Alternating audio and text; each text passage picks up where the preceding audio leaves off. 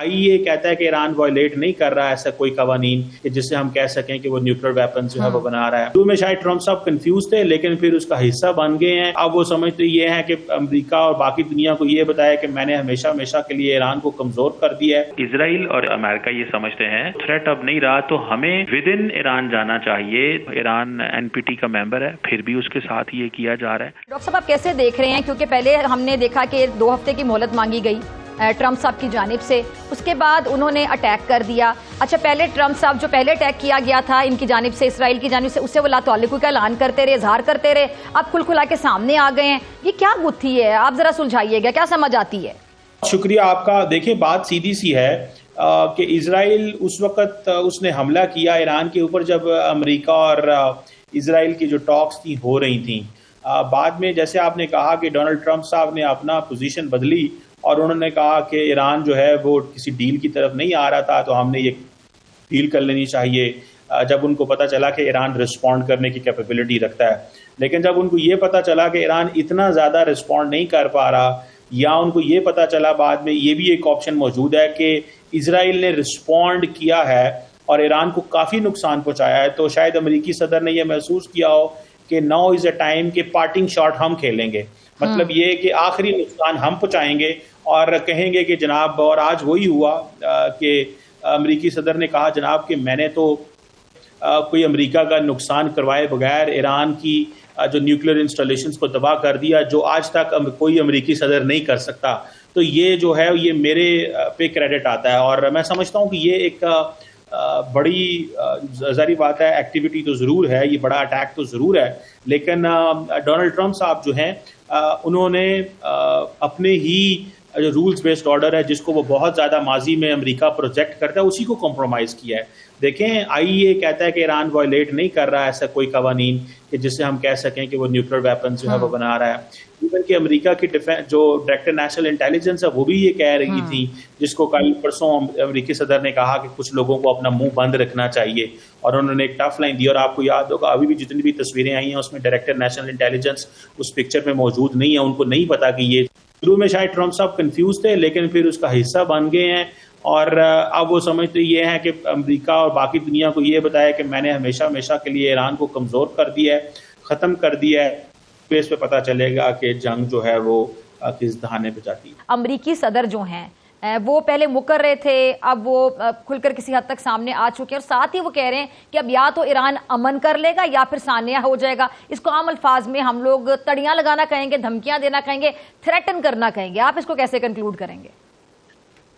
बिल्कुल सही कह रही हैं। देखिए बात सिंपल सी है, अगर ईरान एस्केलेट करता है, ठीक है, एस्केलेशन की तरफ जाता है तो उसमें भी रिस्क इन्वॉल्व है। अगर ईरान हमला नहीं करता, एक रेस्ट्रेंट शो करता है, उसके अंदर भी रिस्क है। देखें, एस्केलेट करता है तो खतरा है कि बहुत तबाही होगी। ठीक है, हो सकता है कि वो कुछ ऐसा करें कि ईरान के लिए मुश्किलात पैदा हो जाए हमेशा हमेशा के लिए। और अगर रेस्ट्रेंट करता है, बात है दूसरा अमेरिकी सदर है, आप देखें अमेरिका पे हमला करने के कॉन्सिक्वेंसेस तो होंगे।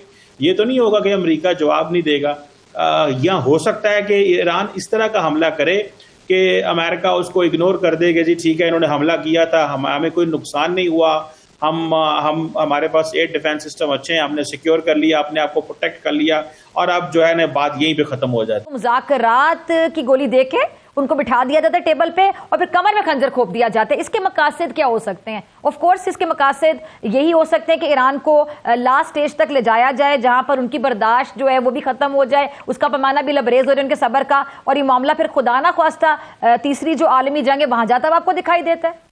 देखिए जी, मैं इसको ये समझता हूँ कि क्योंकि ईरान ने हमेशा अपनी प्रॉक्सीज के ज़रिए इजराइल को हमेशा इंगेज करके रखा, वो प्रॉक्सीज अब ख़त्म हो गई हैं और अब इजराइल और ईरान और अमेरिका ये समझते हैं कि क्योंकि वो प्रॉक्सीज ख़त्म हो गई हैं, वो थ्रेट अब नहीं रहा, तो हमें विद इन ईरान जाना चाहिए। तो एक तो ईरान की वो कैपेबिलिटी ख़त्म कर देनी चाहिए कि वो दोबारा उन प्रॉक्सीज को खड़ा कर सके, और दूसरा ईरान का जो न्यूक्लियर प्रोग्राम है वंस फॉर ऑल, इसको ख़त्म कर दिया जाए। वरना तो आपको पता है इजराइल तो हमेशा वहाँ इंगेज रहा है, जो गज़ा के अंदर ही इंगेज रहा है।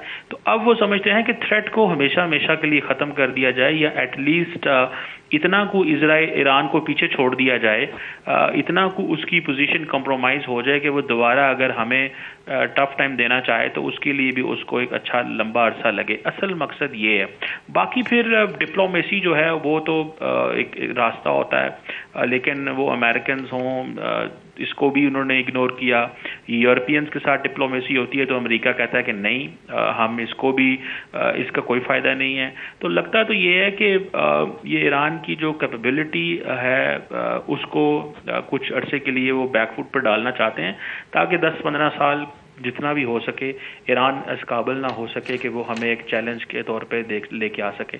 सो इसीलिए आज उन्होंने कहा कि हमारा ये जो उनके defence secretary and joint chief ने कहा कि हमारा का मकसद जो है वो रिजीम चेंज करना नहीं था, सिर्फ और सिर्फ न्यूक्लियर साइट्स पे हमला करना। जौहरी तनसीबात है, क्या मुस्लिम जो कोई मुल्क है वो जौहरी तनसीबात या अपना जौहरी प्रोग्राम उसको नहीं बना सकता, प्रोग्राम को पाए तक मिल तक नहीं पहुंचा सकता? किसी मुस्लिम मुल्क को ये राइट नहीं है? फिर हम तो एटमी ताकत हैं। बहुत से लोग हमारे वाले से भी सवाल ही पूछ रहे हैं कि फिर हम कितना खटकते होंगे मगरिब को। जाहिर बात है उसका बरमला वो इजहार तो नहीं करेंगे। नेशनल सिस्टम है, पावर जो है आपको इसी तरह एक्वायर करनी पड़ती है। किसी को भी अच्छा नहीं लगता कि आप न्यूक्लियर ताकत बने, और आप बन गए तो फिर अब आपको भी अपने आप को मैनेज करना पड़ता है और अगलों के साथ भी इंगेज करना पड़ता है।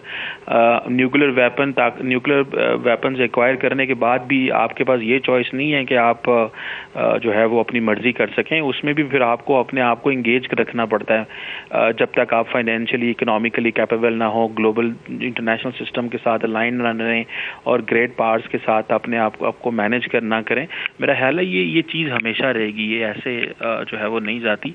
लेकिन जारी बात है कोई भी नहीं पसंद करता। हालांकि ईरान NPT का मेंबर है, फिर भी उसके साथ ये किया जा रहा है। तो ये मेरा ख्याल है एक सिचुएशन इस तरह की है।